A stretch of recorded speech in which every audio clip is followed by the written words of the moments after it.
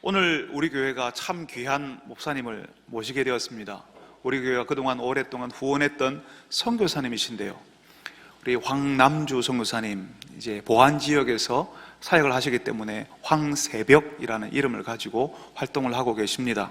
우리 교회가 황새벽 선교사님의 파송교회가 되어주기로 하고 오늘 오후에 그 파송 예배를 드리기로 했습니다. 더 정확하게는 파송교회가 되어주는 예배, 파송교회 대기 예배, 이렇게 붙일 수 있을 것 같습니다. 이미 20여 년 동안 선교사역을 잘 하신 선교사님에게 또다시 파송을 받는 것은 얼불성설이죠. 우리가 파송교회가 되는 예배를 우리가 드리려고 합니다.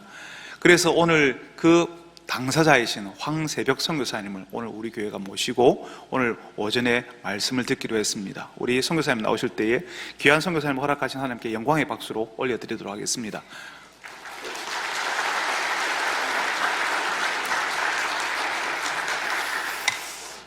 여러분과 함께 하나님께 예배할 수 있어서 정말 감사합니다.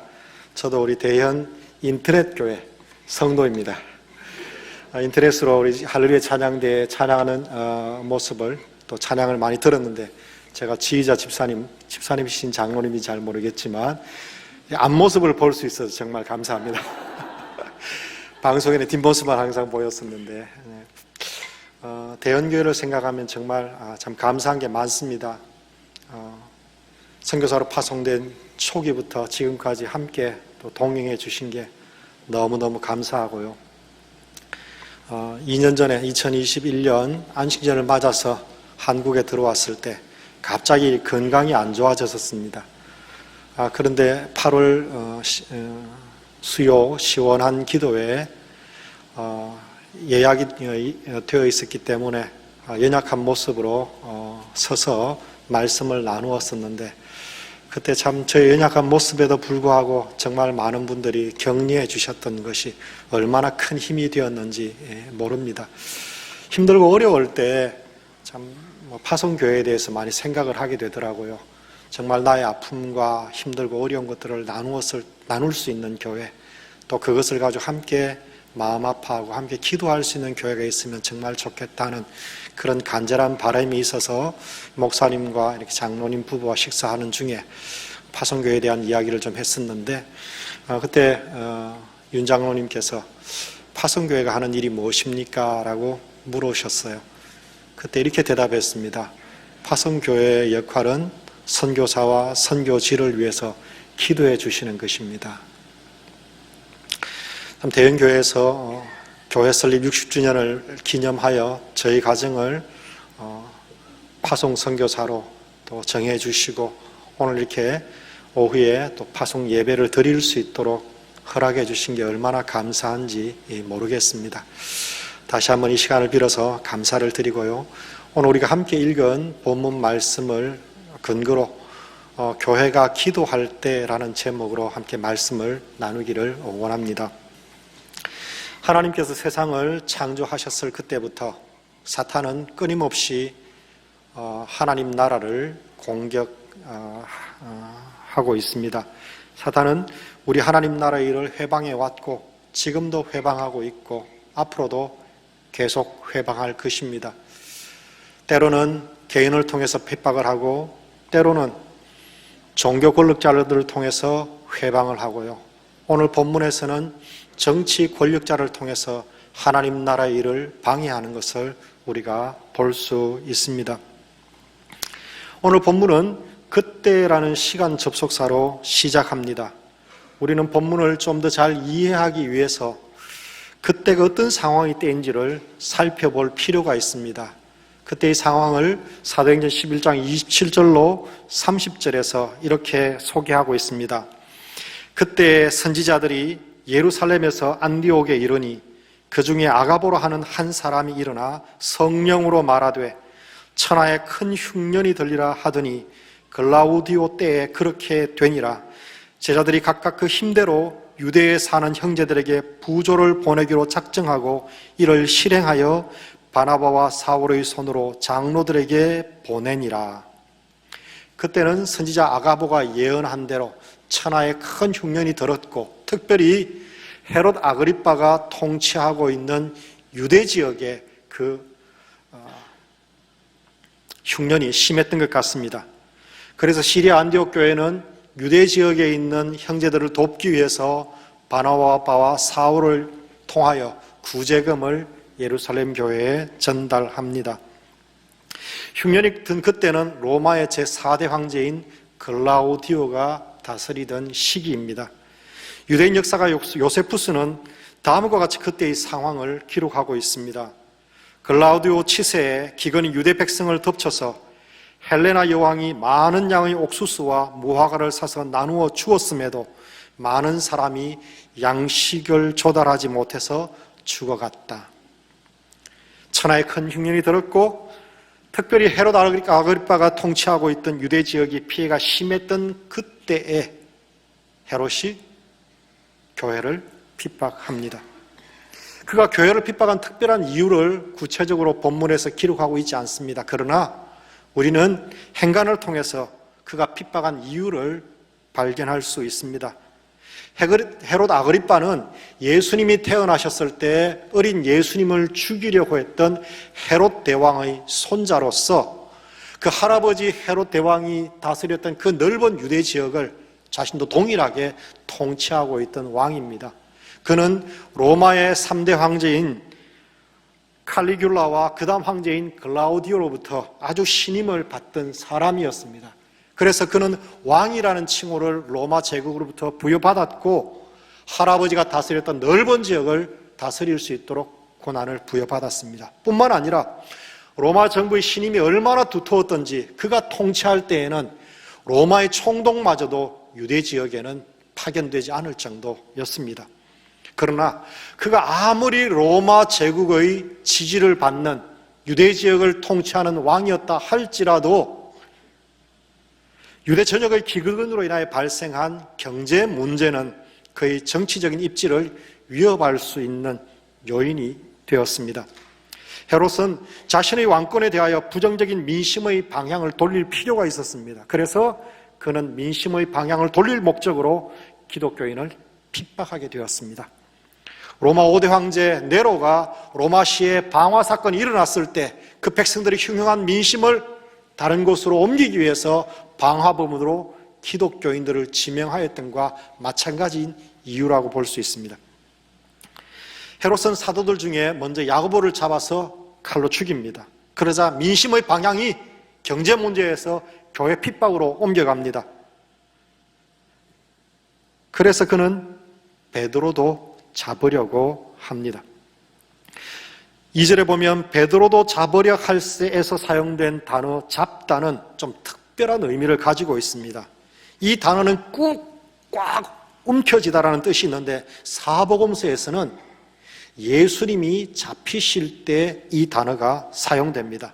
또한 이 단어는 본문에서 문법적으로 부정과거 시제라고 헬라어 시제가 사용되는데 이 부정과거 시제는 역사적인 불변의 사건이나 불변의 진리를 표현할 때 사용되는 문법적인 용어입니다. 헤롯 아그리빠는 그리스도인들을 핍박하는 것으로 성난 민심을 달랠 수 있을 것이라 생각하고 야고보를 죽였는데, 그래도 유대인들이 기뻐하는 것을 보면서 야, 이것은 민심의 방향으로 옮길 수 있는 최상의 탁월한 선택이구나 라고 생각하고는 반드시 베드로를 잡으려고 하는 것입니다. 예루살렘 교회 가장 유명한 사도 베드로를 순교시킴으로써 유대인들의 그 지지를 등에 업고 이 경제 문제를 해결해 나가려고 했던 것이죠. 결국 그는 베드로를 잡았고 유대인들에게 자신이 그들의 편이라는 신호를 보내었습니다. 그러자 유대인들이 환호를 하며 반응을 합니다. 그런데 유대인들은 유월절 절기 때에는 사람을 사형시키지 않습니다. 그래서 그는 잡은 베드로를 감옥에 투옥시킵니다. 베드로를 죽임으로 정치적인 이득을 얻으려고 하는 헤롯에 대해서 본문은 다음과 같이 기록하고 있습니다. 4절에 보시면 잡음에 옥에 가두어 군인 4씩인 4패에 맡겨 지키고, 헤롯은 경비 인력을 배로 늘렸을 뿐 아니라 베드로를 도망가지 못하도록 하기 위해서 군인들과 함께 쇠사슬을 묶어 투옥시켰습니다. 베드로는 이제 내일이면 야고보처럼 죽임을 당할 상황에 처하게 되었습니다. 그 위기의 때 교회가 기도합니다. 그 위기의 때에 성도들이 피켓을 들고 헤롯 왕궁 앞에 가서 시위를 벌인 것이 아니라 그 위기의 때 교회는 하나님 앞에 기도합니다. 우리 주님께서 마태복음 5장에 너희는 원수를 위하여 기도하며 너희는 원수를 사랑하며 핍박자를 위하여 기도하라는 말씀처럼 그들은 하나님께 기도로 나아가 상황을 아릅니다. 예루살렘 교회가 기도하는 것에 대해서 사도행전의 저자 누가는 교회는 그를 위하여 간절히 하나님께 기도하였다라고 기록하고 있습니다. 간절히라는 단어의 의미를 우리는 어느 정도 이해하고 있습니다. 그러나 누가의 이 표현은 좀 특별합니다. 누가는 자신이 기록한 서신인 사도행전과 누가복음에서 단지 두 번만 이 간절히라는 단어를 쓰고 있습니다. 한 번은 오늘 본문에서 쓰고요, 또 다른 한 번은 누가복음 22장 44절에 사용하고 있는데, 그 본문은 예수님께서 십자가에 달리시기 전에 겟셋마네 동산에서 기도하실 때 이 단어를 사용하고 있습니다. 예수께서 힘쓰고 애써 더욱 간절히 기도하시니, 간절히는 끊임없이 열렬히 아주 진지하게라는 의미가 있으며, 존 스토트는 격렬하게 예수님은 기도하셨다라고 해석합니다. 예루살렘 교회는 여러 가정에 흩어져서, 그러나 그곳에 모여서 베드로를 위하여, 그를 핍박하는 헤롯을 위하여 하나님께 간절히 격렬하게 그들은 끊임없이 기도하고 있습니다. 그러나 그들은 하나님께서 언제 어떻게 기도에 응답하실지 아무도 몰랐습니다. 다만 그들은 하나님께서는 살아계시고 우리가 기도할 때 기도를 들으시고 가장 좋은 것으로 응답하시는 하나님이심을 믿는 믿음을 가지고 있었습니다. 그래서 그들은 하나님께 베드로를 도와주시도록 계속해서 기도하였습니다. 그들의 기도는 격렬했으며 진지했습니다. 그들의 기도는 멈추지 않았습니다. 모든 사람들이 잠들어 있는 그 밤에도 그들은 계속해서 하나님께 베드로의 구원을 위하여, 위기 상황 가운데 있는 예루살렘 교회를 위하여 하나님께 기도하고 있었습니다. 하나님께서는 그들의 기도를 지켜보시고 들으셨습니다. 그리고 인간의 이성으로는 도저히 상상하기 어려운 놀라운 방법으로 하나님께서는 그들의 기도에 응답하셨습니다. 베드로가 감옥에서 천사의 도움으로 풀려나 성도들이 모여 기도하고 있는 것에 같습니다. 그때의 상황을 12절에서 이렇게 기록하고 있습니다. 깨닫고 마가라 하는 요한의 어머니 마리아의 집에 가니 여러 사람이 거기에 모여 기도하고 있더라. 사랑하는 성도 여러분, 우리가 기도할 때 우리 중 아무도 언제 어떻게 우리 하나님이 나의 기도에 응답하실지 모릅니다. 그러나 분명히 우리가 믿는 것은, 내가 잘 알지 못하지만 하나님은 나의 기도를 들으시고 반드시 가장 좋은 것으로 응답하신다는 사실을 믿습니다. 베드로는 마리아의 집에 모여있는 사람들에게 주님께서 자신 옥에서 어떻게 건져내셨는지 이야기하고, 그리고 예루살렘 교회의 지도자이며 예수님의 동생인 야고보와 성도들에게 자기가 풀려난 사실을 전해달라고 이야기한 후 그는 떠나갑니다. 이 사건은 이것으로 끝나지 않습니다. 교회가 기도할 때 또 다른 곳에서 기도의 불길이 일어납니다. 12장 25절에 보면 바나바와 사울은 부조의 일을 마치고 마가라 하는 요한을 데리고 그들의 사역지인 안디옥 교회로 돌아갑니다. 바나바와 사울은 베드로가 투옥되었던 그 시기에 예루살렘에 와 있었습니다. 아마도 그들은 야고보와 다른 지도자들과 함께 또 다른 곳에서 베드로의 구원을 위해서 기도하고 있었을 것입니다. 그리고 그들은 풀려난 베드로를 직접 목격한 마가 요한을 데리고 안디옥으로 갑니다.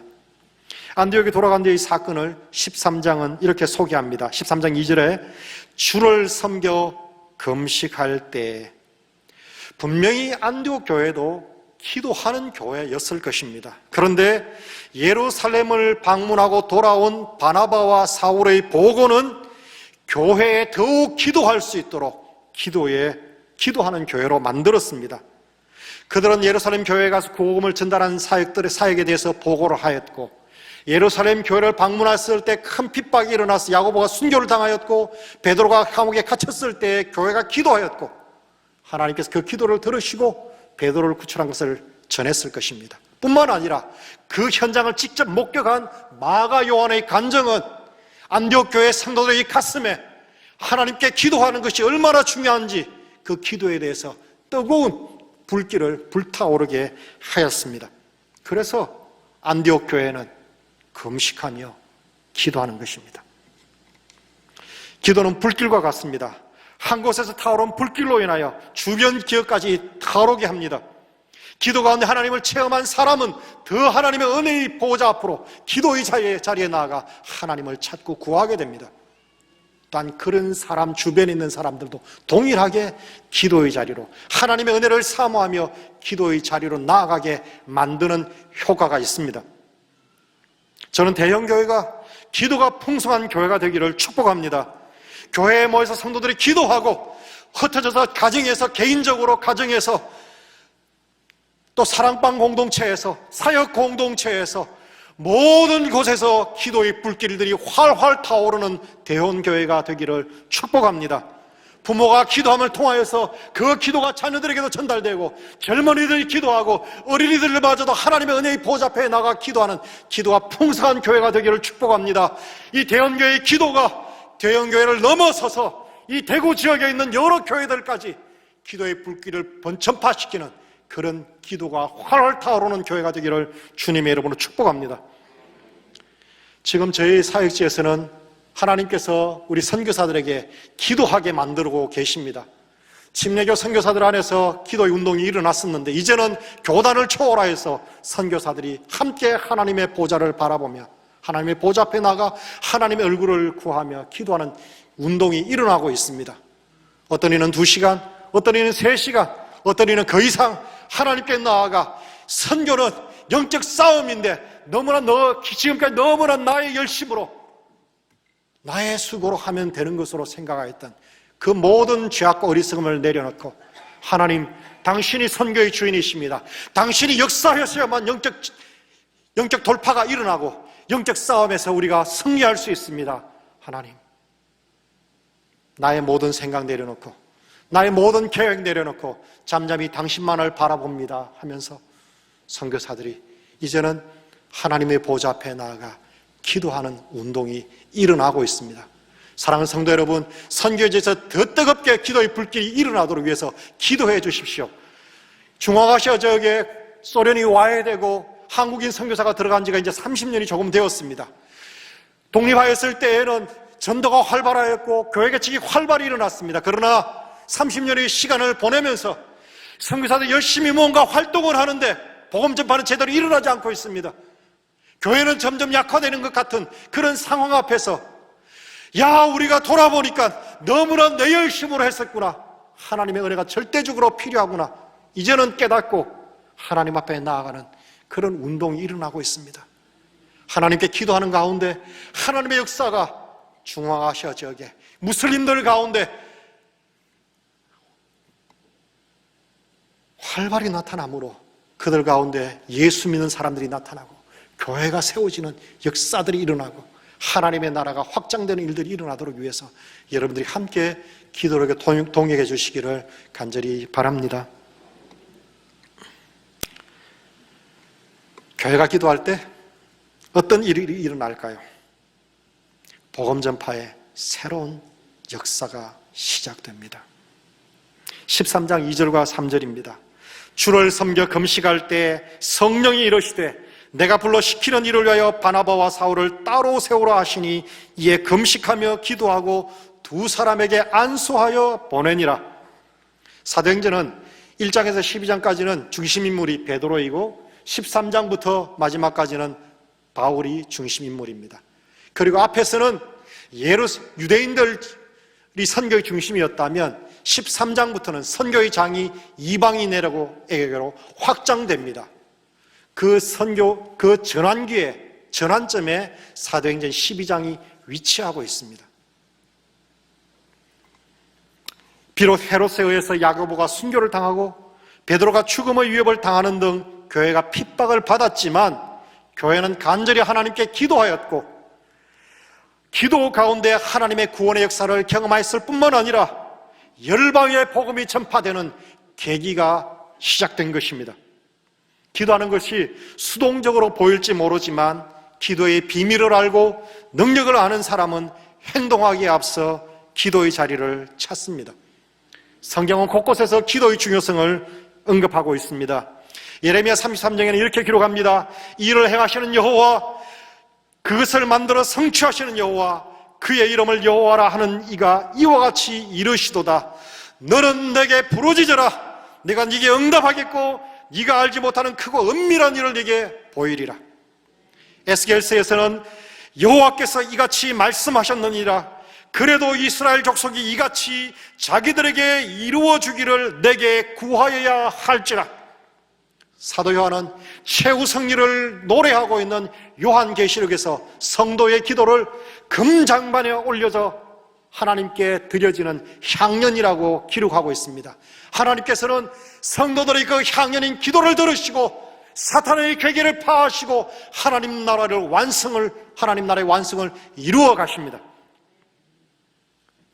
사랑하는 성도 여러분, 우리 대현교회는 2023년부터 새해를 시작하면서 선교적 교회로 이 지역과 이 민족과 열방을 섬기는 교회로 나가기를 소원하는 마음을 품고 한 해를 시작하였습니다. 우리 모든 사역의 시작점은 기도입니다. 우리 모든 사역의 자원과 능력은 살아계신 하나님으로부터 말미암습니다. 내가 수고할 때 내가 수고한 그 열매를 볼 수 있겠지만 내가 기도할 때 하나님께서 역사하시는 것을 우리는 모두가 보게 될 것입니다. 우리가 상상하지도 못했던 놀라운 일들이 이 시대에 또다시 우리는 경험하게 될 것입니다.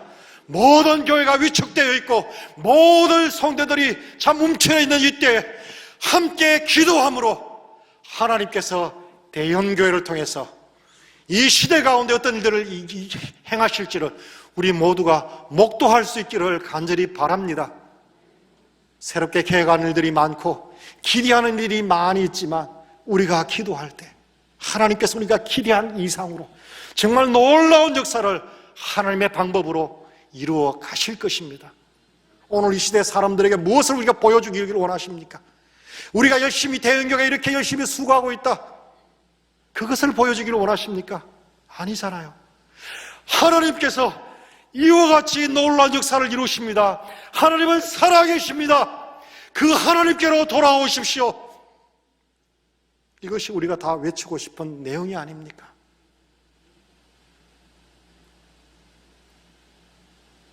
사역을 시작하기 전에 함께 기도하고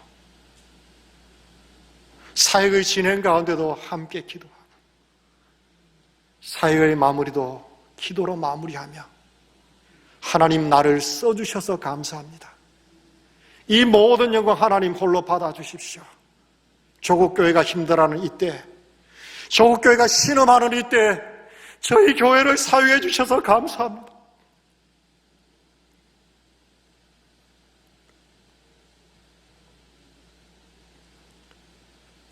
상황은 어려워 보이지만 우리 하나님은 살아계시고 오늘도 여전히 사도행전적 역사를 동일하게 이루어가고 계십니다. 하나님의 선교 역사에, 하나님의 구원의 역사에 하나님의 방법으로 쓰임받는 대현교회가 되기를 축복합니다. 저희를 위해서도 기도를 부탁드립니다. 저희 부부는 이번 4월 중순부터 지금까지 사역하고 있는 중앙아시아 K 나라를 떠나서 저희의 첫 선교지인 유국으로 사역지를 이동하게 됩니다. 지난 12월 유국에서 두 분의 선교사님이 저를 찾아오셨습니다. 그분들이 찾아오신 목적은 그분들은 현지 법인을 세워서 병원과 또 교육센터를 운영하고 계신데 그 법인의 대표로 저를 초청하기 위해서 방문했던 것입니다. 그분들의 사역 설명을 들으면서 제 몸에는 맞지 않는 사역이라는 생각이 들었습니다. 왜냐하니까 그분들이 진행하고 있는 사역은 제가 경험해 보지도 않았고 제가 그것을 감당할 만한 그런 능력이 있는 사람은 아니라는 사실을 제 스스로 너무나 잘 알기 때문입니다. 그렇지만 이제 그분들이 5 가정이 팀 사역을 하는데 몇 달 동안 기도하면서 만장일치로 저를 대표로 초청하기 위해서 왔다라는 그 말에 제가 못합니다라고 바로 대답하기는 어려워서 기도해 보겠습니다라고 대답을 했습니다. 기도하면서 하나님의 마음이 어디 있는지, 하나님이 무엇을 원하시는지 말씀과 이렇게 기도에 집중하였는데요. 기도하면 할수록 마음이 무거웠고 또 그래서 제 아내와 함께 유국을 지난 12월 중순에 한번 방문을 했었습니다. 사역제 가서 팀원들을 만나고 또 그 사역을 한번 또 살펴보는 시간을 가졌었는데 제 마음은 더 많이 힘들었어요. 왜냐하니까 사역 환경이 굉장히 열악했고 들었을 때보다 또 가서 보니까 제가 감당하기엔 참 합당하지 않겠다는 생각이 더 많이 들었기 때문입니다. 그런데 계속해서 하나님께서 기도 가운데 말씀으로 또 상황을 통해서 그분들의 제안을 받아들이도록 그렇게 도전하셔서 그 제안을 받았습니다. 그 제안을 받아들이고 이제 행정적인 절차를 밟기 위해서 이렇게 서류를 꾸미고 해서 지난 1월 17일에 최종적으로 이사회에서 사역지 이동에 대해서 허락이 나왔습니다. 저는 지금도 여전히 제가 그 사역을 감당할 수 있는 능력이 된다고 생각하지 않습니다. 그러나 하나님께서 보여주셨고 또 하나님께서 함께 하신다고 약속하셨기에 하나님을 의지하고 나아가면 하나님께서 하나님의 일들을 행하실 것이라는 그런 기대감을 가지고 있습니다. 겸손히 기도 가운데 하나님의 인도하심을 잠잠히 바라보고 하나님의 인도하심을 따라 순종하며 걸어가는 일꾼이 되도록 위해서 기도해 주십시오. 참 많은 연약함이 있고 부족함이 있는 사람입니다. 하나님이 도와주시지 않으시면 아무것도 할 수 없는 약한 자입니다. 그러나 여러분이 함께 기도해 주시면 그 땅에서 하나님께서 어떤 일들을 하시는지 사역들을 나누며 함께 하나님을 찬양하는 그 일들을 꿈꾸어 봅니다. 말씀을 맺겠습니다. 사랑하는 성도 여러분, 교회가 기도할 때 우리는 하나님의 역사하심을 보게 됩니다. 교회가 기도하면 기도의 불결이 주변으로 번져가게 됩니다. 기도를 통하여 비록 내가 사역 현장에서 섬기지만 기도를 통하여 우리 하나님께서 얼마나 놀라운 일을 하시는지를 우리 함께 목도하면서 2023년 이 한 해를 믿음으로 승리하며 살아가는 모든 성도들 되시기를 주님의 이름으로 축복합니다.